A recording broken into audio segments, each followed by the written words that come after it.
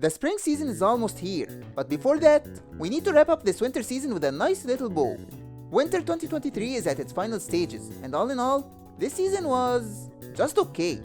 It wasn't bad by any means, but comparing it with the previous seasons, it was a much quieter one, but it did have some action.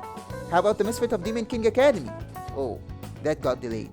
Well, what about a cute romance like Kubo? Yeah, that got delayed too. A bunch of shows were hit with delays this season due to COVID troubles, leading to the derailment of some anime's production, and even though some came back and continued like normal, some have yet to make their return. But what about the other anime? Well, I watched a bunch this season, and although I didn't drop any anime I started, some just got put into the backlog a little bit. There were some shows that impressed me, while others I just hope I never see again. And today, it's time to pick out the best of the best, and the shows that deserve to be dumped in the trash. So now, barring that the shows do a complete 180, it's time to see the best and worst anime of winter 2023.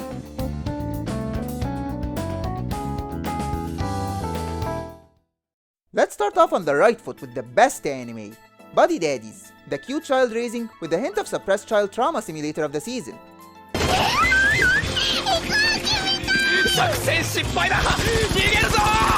And unlike other anime centered around raising children like Sweetness and Lightning and Usagi Drop, the anime not the manga, it depicts how children are in real life.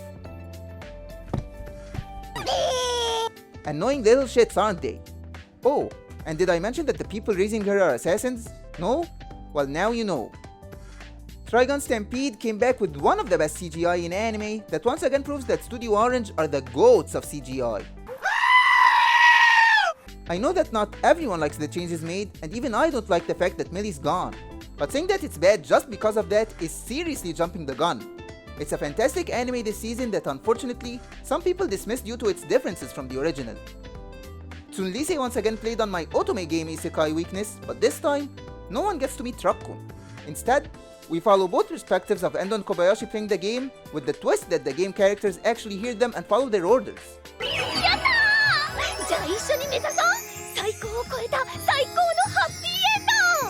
Tsunlise might not be on everyone's best list, but I have a weakness, and it played on it perfectly. Let's stick with the isekai, and this season, 4 got my attention. Handyman Saitou in Another World's the comedy isekai of the season.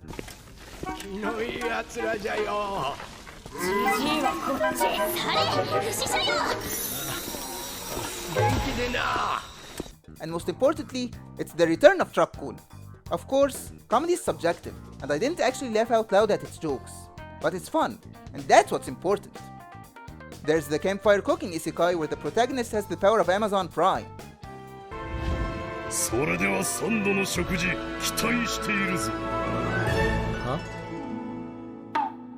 Huh? It's one of the more relaxing shows this season that I put on just before going to bed. No real conflict, just some good food appreciation. Farming Life in Another World was the other relaxing isekai, but this time, appreciating good crops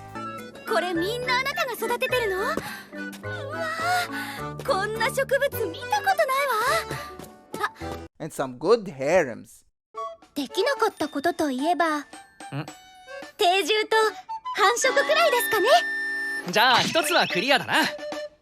Oh yeah! Even if it's a harem, surprisingly, it isn't trashy at all. At least, not yet anyway, and seeing the simple politics between the farming village and other kingdoms in the world is not bad, I've got to say. However, the best isekai this season is hands down the magical revolution of the reincarnated princess and the genius young lady, even if it was just 1 second that showed us it's an isekai. It started off strong, and with a likable cast and a nice political struggle, once it got its claws on me, I was hooked. There really wasn't any other competitor to take best isekai of the season. Getting out of the isekais now, Onimai is hands down the best animated show of the season, with Studio Bind once again showing their prowess. Wow! Even though they're a young studio that formed back in 2018, they've shown that they're here to stay. First with Mushoku Tensei, my favorite isekai ever, and continued strong this season with Onimai, a completely different type of show. Oh, and it's a pretty fun time too. But if I had to say what winter 2023 was all about, I'd have to say romance. We had a bunch of romance anime this season, starting off with the return of Don't Toy With Me Miss Nagatoro. which thankfully toned down the teasing part and actually progressed with the relationship. Kubo Won't Let Me Be Invisible was the cute rom-com of the season before it got delayed. But up to that point, it was teasing Master Takagi-san 2.0. And The Angel Next Door Spoils Me Rotten is the wholesome romance of the season, where both Amane and Mahiru slowly open up and depend on each other. And they're one of the best couples this season, even if the relationship got too much sugar for my blood. However, only one anime can be the best romance, and as it turns out, it's also my favorite anime this season. Tomo-Chan is a girl. Tomboy simps, rise up. 知ってるんですからね。男の人はみんなおっぱい。 To put it simply, Tomo-Chan is the anime I had the most fun watching this season. Instead of being all moshi-moshi, it's hilarious and a breath of fresh air in the romance genre, and as I said, it's just fun. And that's the number one thing I look for in an anime. Also, Misuzu, best girl. I think you can guess my type from that. And that's the best anime of the season, but I think I'm forgetting something. Oh yeah, that Attack on Titan Hour episode also came out this season. Hands down the best episode of any anime this season. I'm not going to talk about it because of spoilers obviously, but I can't wait for the next episode to come out later this year. So scratch Tomo-Chan, Attack on Titan's the anime of the season. Now that the best is over and done with, what about those that call the trash their home?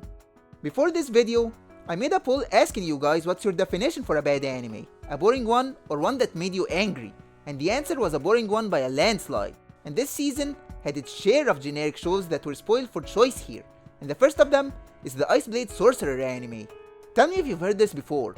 A strong overpowered MC who hides his power and people think he's the weakest, but he's actually the strongest. Add a classic class discrimination and a magic system, and there you go, your basic fantasy anime.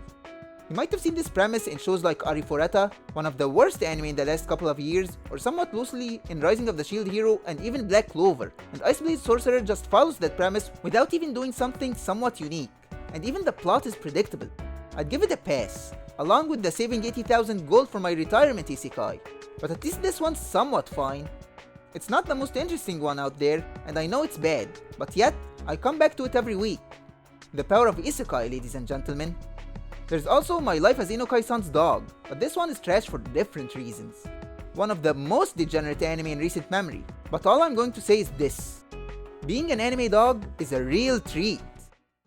However, this next anime is so bad and predictable that not even the fact that it's an isekai can salvage it for me, and takes the cake for being the worst anime of the season.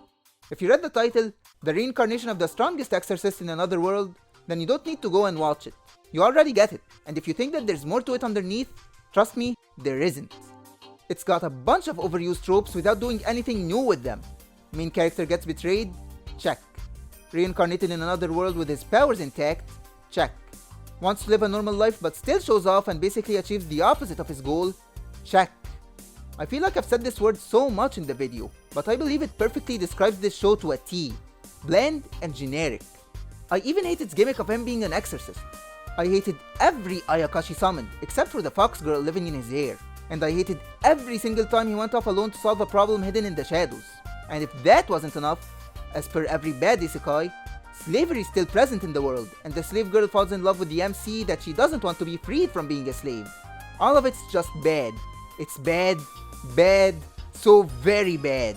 And I wouldn't recommend it to anyone, not even my worst enemy. And yet, I still watch it. And every anime mentioned this video for that matter.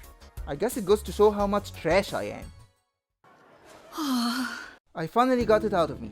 Winter 2023 was a season of sequels, even if I didn't talk about most of them. Isekai continued its run to oversaturate the season, and the romance spark came back more strongly than ever. There were anime that deserved your full attention, and others that deserved to get in the trash with. But the most important thing is, even if it wasn't the best season in recent memory, it was fun. And that's all I can ask of it. And now, spring's on the way. But that's for the next video. So until then, this has been AniO, and until next time, matane.